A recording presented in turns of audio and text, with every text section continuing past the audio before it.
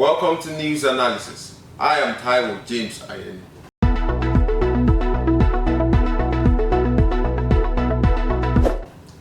Trump's new nomination shocker. Lately, the United States of America's elections and the aftermath have been in the spotlight of the world. President-elect Donald Trump has been accused of nominating his loyalists. The most recent and important is the picking of Matt Gaetz as Attorney General. This seems to be very controversial considering the reputation of Matt Gaetz, who was once investigated on the grounds of trafficking and sexual offenses.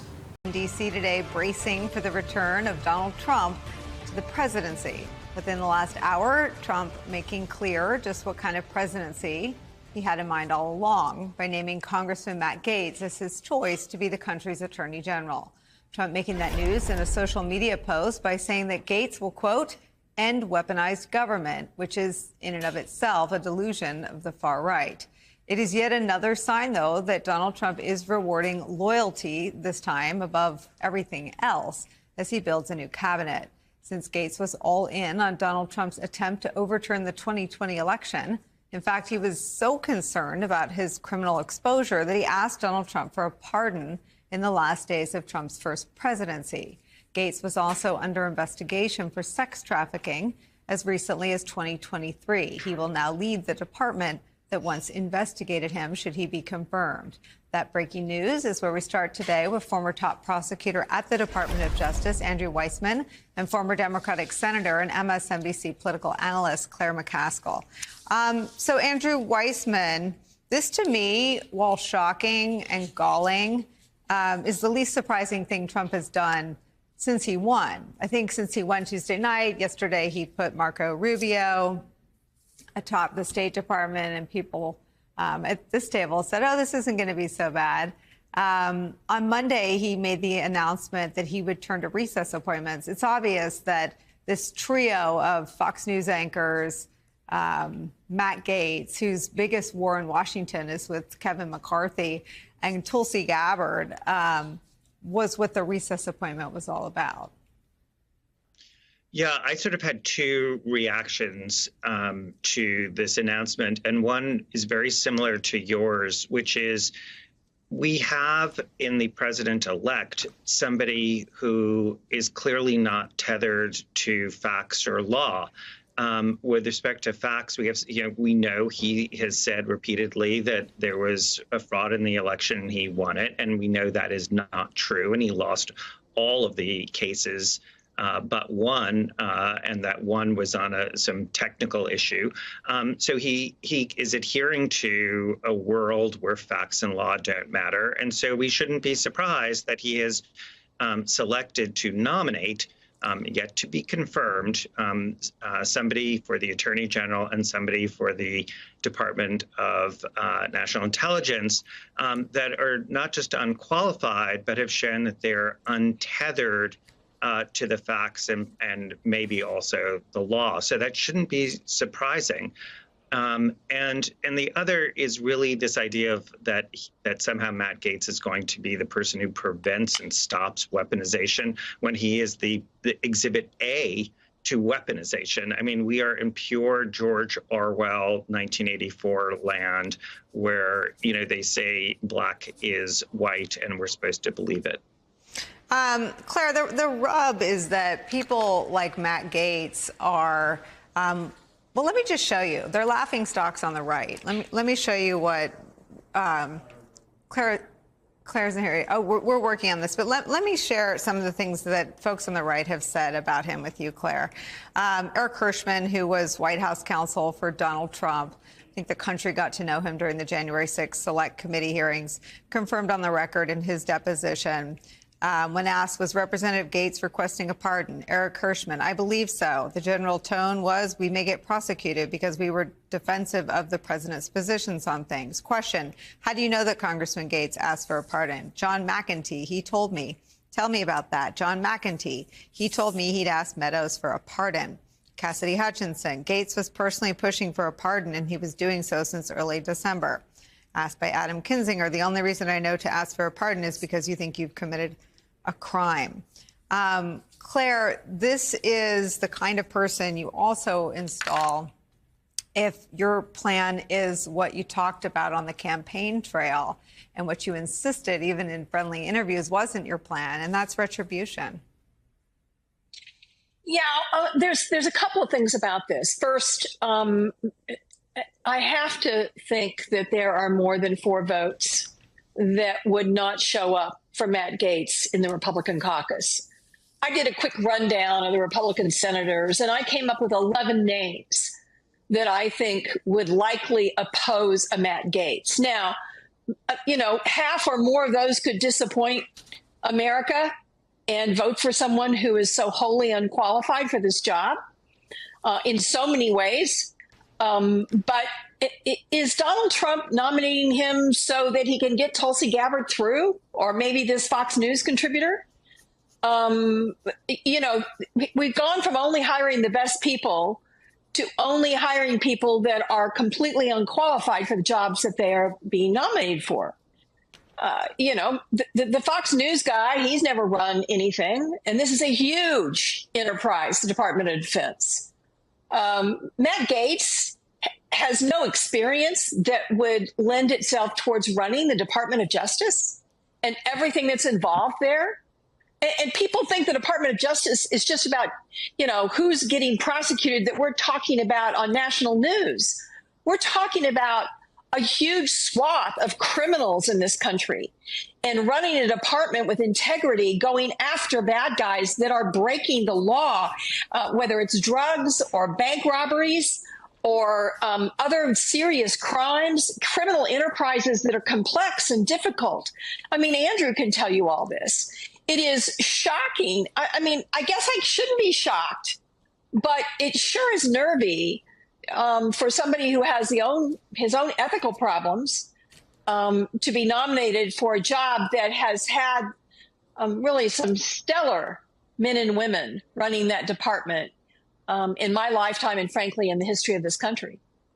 I want to make sure that we don't sort of follow the shiny object of the Matt Gaetz of it all. And I would like to ask you, Andrew, to take the Fox Weekend host, Mr. Hegseth, Tulsi Gabbard, and Matt Gaetz as a piece, and just articulate for me what the Director of National Intelligence, the Department of Defense, and the U.S. Department of Justice do on, say, a September 11th-like tragedy for the nation. What are the roles of those 3 agencies? It's funny. That's exactly where I was going, because post 9/11, what you do in the intelligence community, at the Department of Defense, at the CIA, at the Department of Justice, at the FBI, is you do all of the things within the FBI and the department that Claire talked about, sort of domestic criminal law enforcement. And obviously those can be incredibly important. They can involve murder and rape and child pornography and the kinds of crimes that everyone listening would find horrendous and have to be prevented and prosecuted. But post 9/11, this is a very dangerous and serious world.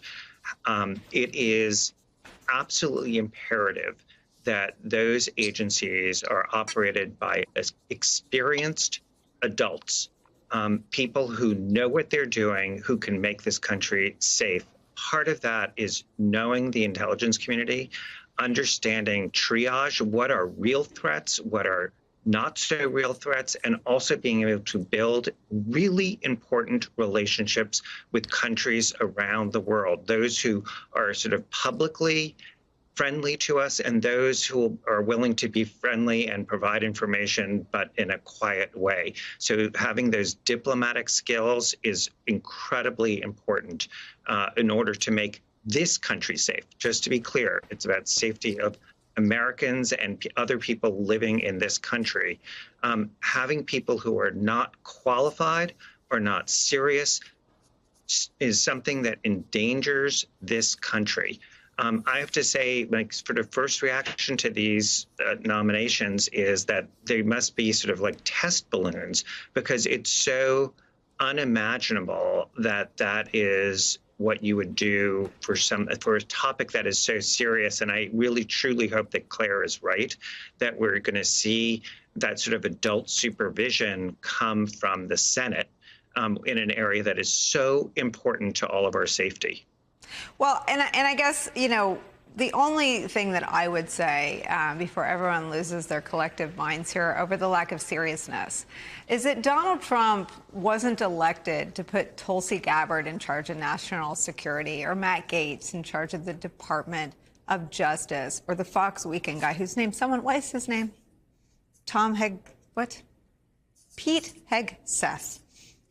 Can I get a spelling? Hegseth? So Donald Trump was elected to do one thing, keep Americans safe. That's what his voters would tell you. And that means economically secure and safe from, let me quote Trump, criminal gangs. Who deals with criminal gangs, Claire? Might it be anyone at DOJ? I mean, who deals with Iran, a country that Donald Trump says is running all over the USA? Might it be DOD or the intelligence community? Donald Trump can't leave unserious people in charge of the things that are the very reason his base of supporters turned out and voted for him. No, this was a name that we had sources that had been telling us that Tulsi Gabbard, the former Democratic Congresswoman turned Republican, would be tapped for the Director of National Intelligence role. And just here in the last moments, that's exactly what happened. Donald Trump announcing that Tulsi Gabbard will take the reins, if confirmed by the U.S. Senate, of the Office of the Director of National Intelligence. I mean, Tulsi Gabbard, of course, is somebody who rose to prominence back in 2017 when she took a secret trip to Syria to meet with President Bashar al-Assad. At the time, he was alleged to have ordered the killings of hundreds of thousands of Syrian civilians. It was a trip that was repudiated by Democrats and Republicans alike at the time that ultimately the U.S. was determining how it would engage and respond to the killings of civilians. And in the aftermath of that, she was hesitant to call him a dictator and was hesitant to condemn him for the actions that were taking place in Syria. Ultimately, she ran for president in 2019 as a Democrat. She was somebody that irked a great many other Democrats on that stage, taking on memorably then Senator Kamala Harris. Ultimately, in the aftermath of the 2020 election, she ended up going and making her presence on Fox News routine before becoming a close ally of Tucker Carlson, and somebody who then closely aligned herself with Robert F. Kennedy Jr. before just a couple weeks ago at a campaign rally that I was at in Michigan, going up on stage and declaring that she was now officially a member of the Republican Party because of Donald Trump and had sought to play a key role in his administration. She was, I'm told, an honorary chair on this transition team here, and now Donald Trump clearly trusting of Tulsi Gabbard and placing her in this critical national intelligence position. All right, so Courtney, her in that role, I mean, she's the air traffic controller, if you will, of intelligence, which going to come from the Pentagon, it's going to come from the CIA, the FBI, also from the national security team within the White House. Tell me a little bit about what it means to have her in a role like this. Yeah, I mean, I think the huge question here is, what is this going to mean for career intelligence officers? How are they going to see someone who, as we just heard Vaughn say, met with Bashar al-Assad and said that he is not the enemy of the people? And at the time, there was a tremendous amount of outcry about the fact that she was defending someone who had slaughtered his own people and was in an ongoing campaign of killing civilians in his country and virtually allowing ISIS to build up, who were also tormenting the civilians in his country, while at the same time allowing Russia to move into the country and also terrorize the population. So it's a surprising development that she would be put in charge of the intelligence community, because, as you mentioned, Katie, air traffic controller is a very interesting way to put this, because for all intents and purposes, the other intelligence agencies all essentially root through the director of national intelligence. Yeah. So it's a very powerful position. It's almost like, as you said,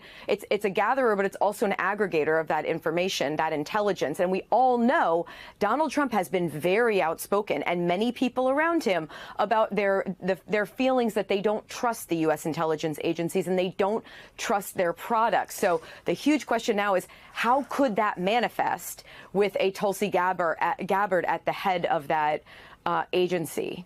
We have Richard Haas standing by for us. I want to bring him in a second, but because he's going to have a lot to weigh in on here.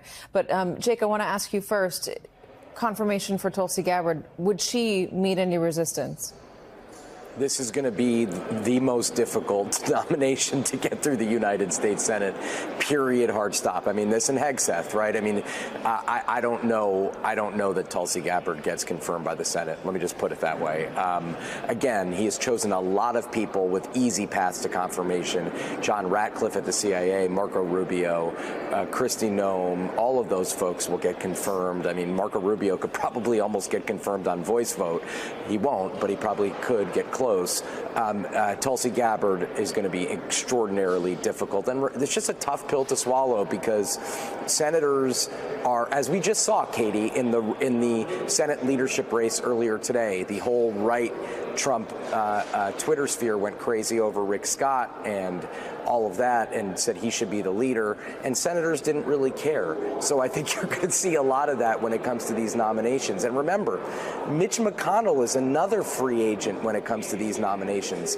He has 2 years left in his Senate term. He is no longer in Senate Republican leadership. He has been very critical of Trump in this new biography that came out. He thinks Trump is an unserious person, and I think he'll share the opinion that some of these nominees are not serious people. So Tulsi Gabbard, Pete Hegseth are going to be two incredibly difficult nomination processes. We will watch and see. We're going to learn a lot about what Congress is going to be like and what they're going to rubber stamp with Donald Trump in these confirmation processes coming up in January. All right, Von Hilliard, Courtney Kuby, Jake Sherman, thank you very much. Late today, President-elect Donald Trump naming hardline MAGA conservative Matt Gaetz as his pick for Attorney General. The nomination comes as Donald Trump is already facing scrutiny for really this series of unusual picks for top posts, from Pentagon to the intelligence community, what I was just discussing with our colleague Nicole Wallace, and what has been reverberating across Washington and anyone who's still following the news since the election over the last, say, 48 hours. Now, many people view Matt Gaetz as the most extreme in this group. It depends, of course, how you count it and what evidence you use, but Matt Gaetz is a self-avowed and admitted partisan warrior. That's the opposite of the nonpartisan credentials sought for the nation's top law enforcement officer. Gaetz moved to the right of his own Republican leadership in the House. Famously, he helped dethrone a speaker who had been meeting with Donald Trump and arguing that he was Trump enough. Gaetz faced his own federal investigation for his own conduct, although he was not charged in that. But even in the polarized MAGA era, Matt Gaetz has been decried by his fellow Republicans as well as Democrats and other observers alike for putting the flame-throwing, vicious partisan antics that he is known for above any semblance or even gesture towards cooperation or caring about Congress's duties and the national interest. I've made it a living hell for the swamp rats, and many of them are retiring now. If the Republicans are in the majority and I have subpoena power, I will personally investigate BLM like I'm a Soros-funded prosecutor going after the Trump organization. We're ashamed of nothing. Seize the day. We're proud of the work that we did on January 6th to make legitimate arguments about election integrity. We are going to go after this administrative state, and we're going to start at the Department of Justice and the FBI. We either get this government back on our side or we defund and get rid of, abolish the FBI, CDC, ATF, DOJ, every last one of them. Those are his words in public. This is who Matt Gaetz is. And so here's what we're making sense of right now. Donald Trump, by tapping a partisan who vowed to, quote, go after DOJ, is doubling down on his clear, repeated public vows of retribution, of abusing power in ways that would clearly be potentially illegal or unconstitutional. These were the things that people sometimes said over the past months were not his focus, or it was him being off message, or get him returned to policy. No, this is the priority. You can see it in the personnel. It's what he intends to do with your federal government. And these are measures that, to be clear, very few politicians openly admit. and which could saddle any future cases with claims of selective prosecution if Gates or other individuals go down this road with the power they would get in January if confirmed. Matt Gaetz built his career on a swift rise from a relatively obscure Florida backbencher to a MAGA lightning rod by helping Trump with exactly the projects that other Republicans would not join, including a role in trying to help overthrow Trump's 2020 loss. That is a failed effort which had Gaetz embroiled in the Jan 6 coup investigation, where Trump White House and other Republican aides testified under oath that Gaetz then was seeking a pardon for himself. Pardons, of course, are for criminals, for people seeking to get away from what they think would otherwise land them in jail. He was concerned about getting charged for his conduct. Trump's effort to elevate such a person to be the chief law enforcement officer is quite literally, quite substantively extreme. And no one this partisan has even been floated for a DOJ in either party since back to the Nixon era. The partisan disqualifications at stake here are not secret. They're not even disputed by Gaetz, who clashed with, of course, many Democrats and journalists, but ultimately his own Republican speaker on the House floor, if you remember this whole standoff while the cameras rolled. Gaetz has repeatedly appeared on this program and also touted the same qualities that have always traditionally been disqualifying at DOJ: intense partisanship, breaking rules, putting politics above your oath of office. And so briefly, I want to show you tonight, we did ask him about the Republicans who testified that he sought a pardon from criminal prosecution, which is now relevant as he is awaiting a Senate set of hearings about whether he will then take the power of overseeing criminal probes. If a pardon was requested, why not just tell us what were you worried about? What was it that you thought you or others might be indicted for? I do not remember it the same way Eric Hirschman does. Hold on now. Mr. McAtee, no, I'm going to let you finish, but is Mr. McAtee a liar as well? And yes, you may finish. Well, I had a lot of conversations with Mr. McAtee about pardons for other folks and different groups of people. When it comes to, was I asking something specifically for me and only me under those circumstances? The answer would be no. Gaetz' answer, acknowledging plural pardon conversations, but issuing that kind of narrow denial that if he did ask for anything, he didn't ask only for himself. And these cabinet nominees must get through the U.S. Senate. The Constitution puts a clear limit on presidential appointments. It's actually in the very second section, after the first, dealing with executive power and saying the president shall nominate officers of the U.S. only by and with the advice and consent of the Senate. Very clear. This is a rule the Senate has always cared about and that courts have generally enforced, with some rare exceptions for recess appointments.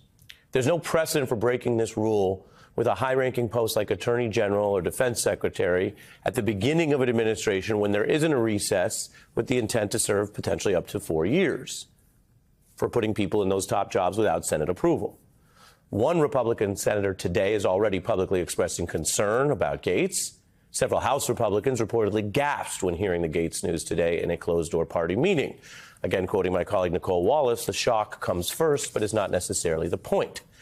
As for inside the Department of Justice, officials who are familiar with many of Donald Trump's approaches still found the idea of Gaetz running this department as laughable, insane, and he obviously shouldn't be confirmable. So what's going on tonight? This is one of several early moves by President-elect Trump to rattle the system and to test what he might get away with while politically trying to overload everything so he gets away with more. In that sense, we have seen this plan before, this type of blueprint, although quite frankly, we have never seen, even in the first term, Trump put someone like Gaetz up to run DOJ. But remember what else we saw this week? A written plan to purge generals, which was basically handed over to the Fox News sister publication, The Wall Street Journal, in what they often call a trial balloon. He didn't just go ahead and do it. He tried to put out this leak that he might try to purge generals. This is after a tough set of news cycles where his campaign was running away from all the accusations from Republicans that he had said privately he wanted, quote, Hitler's generals. So this is real. This is also a test. These are things Donald Trump wants to do by virtue of the fact that he is trying to do them. But these are also tests of these Senate Republicans and what he calls his mandate or honeymoon period that presidents get. There was clearly not a lot of vetting or a lot of consultation, advice, and consent with the Senate.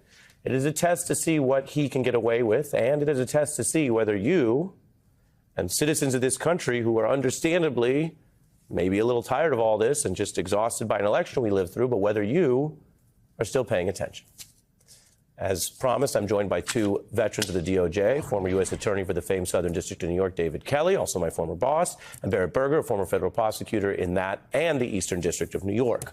Welcome to both of you. David, for someone watching and thinking there are debates over all kinds of nominees, where does Matt Gaetz fit into normal, historically somewhat more political, ideological, or completely off the table? I think it's more the latter. Look, the president has the power to, put up anybody he wants. But traditionally, this goes to somebody who is not political, who is apolitical, who is maybe partisan but doesn't express the partisanship in carrying out their duties. And here you have somebody who is expressly saying the reason why he wants the job is to do just that, to engage as a partisan warrior and using the Justice Department to do that. Now, it's one thing to say that, and it's yet another thing to do that. And that proof will be in the pudding whether or not that's something he actually tries to do. And if he tries to do it or does do it, I think it would be quite a shock to the whole system. Barrett, you know who doesn't think Matt Gaetz is Senate confirmable is Matt Gaetz. I've mentioned that some of the things we have reported that might sound critical are just things he's admitted to. And so this is, as I say, coming from Trump but going towards the Senate. This was just last year. Who was Matt Gaetz? For many of the crimes that we are observing, the statute of limitations is 5 years. And so we could send criminal referrals to the Department of Justice. We go take the White House back, and you never know, David, it may be an Attorney General Matt Gaetz down the road or someone of my liking who will be there to actually enforce the law and provide the accountability. I like that. Attorney General Matt Gaetz. Are you kidding me? Man. The world is not ready, probably. Certainly Senate confirmation wouldn't be. But, well, we're getting a there. boy can dream. Certainly Senate confirmation wouldn't be, he said. I feel like you just manifested that into being, right, by talking about it. I mean, look, I think the significance of Matt Gaetz as the Attorney General, there's really three main ways, right? The first is that he would enforce the president's priorities. Big priorities that we talk about all the time, like mass deportations, and then more everyday ones. What positions are prosecutors in the Department of Justice going to be taking on sentencing issues? The second is he has the ability, as we've been discussing a lot, to shut down criminal cases, investigations into President-elect Trump, which certainly he will and has expressed willingness to do that. And the third, I think, is the most significant, and that's that the Attorney General, and we both worked under many different Attorney Generals, but they set the tone for the top. Is this going to be a department that's committed to transparency, to ethics, to independence, or is this going to be a department that is used for political retribution? Where does he stack up against recent attorneys general? Well, he stacks up in the sense that he does not have experience as a former prosecutor. I mean, that's a big departure that we've seen from former AGs. This is what Steve Bannon has been saying, David, in concert with all of this effort to take the powers of the DOJ and turn it into what normally would be illegal political vendettas. Biden's getting swept out. Kamala Harris is getting swept out. MSNBC is getting swept out. The Justice Department's getting swept out. The FBI is getting swept out. You people suck, okay? And now you're going to pay the price for trying to destroy this country.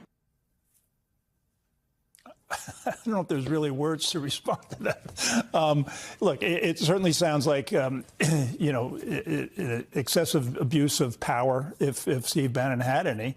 But, that's a lot of talk. The question is, how, if at all, would they be able to execute that in a lawful fashion? Joining us now, Virginia Senator Mark Warner, chair of the Intelligence Committee. You've worked so closely with Marco Rubio. He's been the vice chair, but really much a partner of yours. How do you assess him as the choice for Secretary of State? Well, Andrea, first of all, I don't get to make Trump administration personnel decisions, and, the president-elect has still not put forward anybody's name. But if Marco is put forward as Secretary of State, I think it's be a strong choice.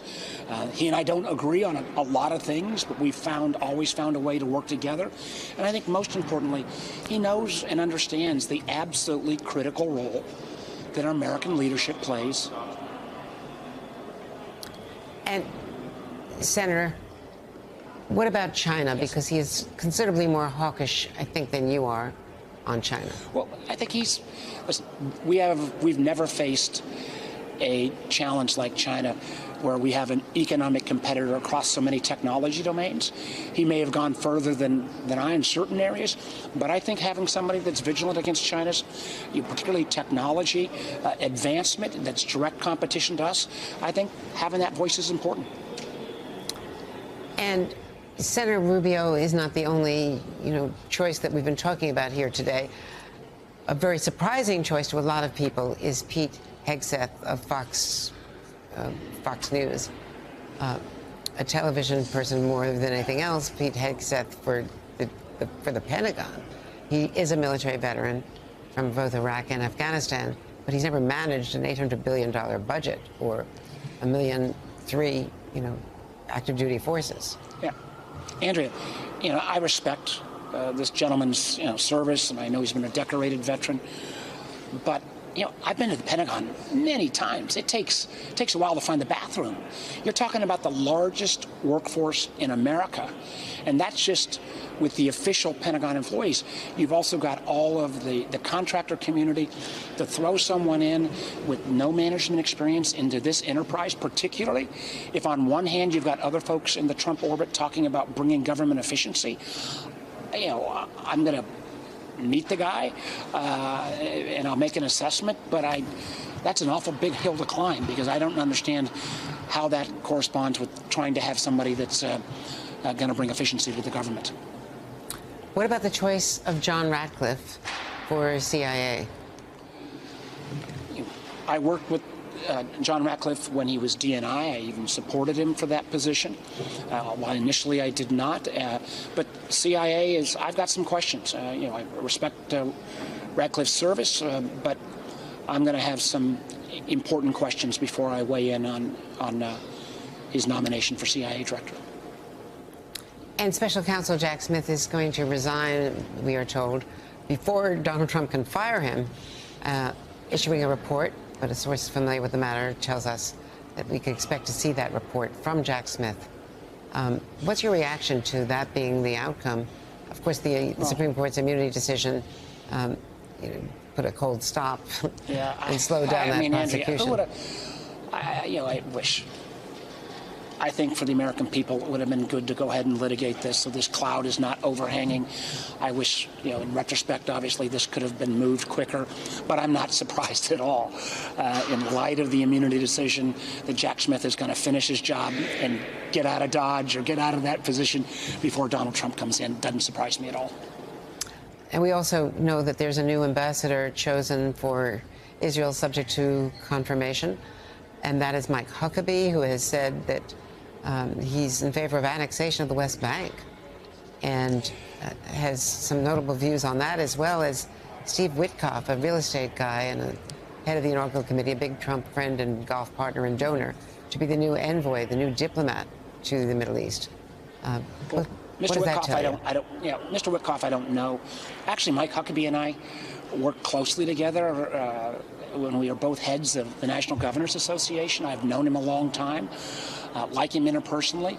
I don't know how you get the geopolitical movement that I think we would all like to see in the Middle East, where Saudi Arabia, the Emiratis, and others, I think, are ready to kind of come into more alliance with us and Israel, if at the same time you're snuffing out any opportunity for a Palestinian state. I don't know how those are ever reconcilable. And if that's why Israel has been, remarkable in terms of particularly taking out Hezbollah, but we need to get to a ceasefire so that we can start to have that realignment. I think a lot of that goes off the table if you suddenly see a full annexation of the West Bank. And instead of a ceasefire, which was called on again today by Secretary Blinken in Brussels, at NATO, we're seeing increasing Israeli attacks in northern Gaza, a humanitarian crisis, according to the UN, but the administration pulled back on its threat, really, to start pulling back weapons, according to the Leahy Act. Just yesterday, when that deadline came and went, they're not going to cut off any weapons. They say that Israel is making, quote, progress. Listen, I've not seen the full report. I want to look at this, but I think the notion that you're going to wipe out entirely a Hamas organization down to the last fighter when, frankly, new fighters will spring up. This has always been a bit of the contradiction on the Israeli objectives, and why I think, when we had a bit earlier, we were so close so many times. I think Bill Burns, the current CIA director, ought to get get at least a prize for his efforts, where we were close to bringing back those hostages and bringing a ceasefire, because we've got to make a transition. Again, part of the role of rebuilding Gaza, I do think entities like the Emiratis, the Gulf states, the Saudis, we can ask and demand for them to do more in helping rebuild Gaza, but you gotta have a cessation of hostilities. And also, finally, your reaction to Senator Thune as the new Senate Majority Leader. I've worked with John Thune on a lot of things, even like our first TikTok bill together. Again, I don't agree with John Thune on everything, and he's going to have to work. He's got a challenge to work with the president-elect and his caucus. But the thing about John Thune is, he's partisan, but he's always a decent guy, and that, I think, kind of basic decency is something that I imagine will be tested. But I'm looking forward to working with him.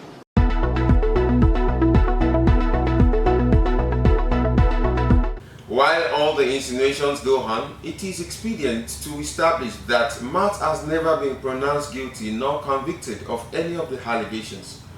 Hence, he can work in that capacity lawfully. However, from a fairer point of view, I think people with stellar personality and ethics should serve the nation in that capacity. After all, he who comes to equity must bear clean hands. Thanks for watching.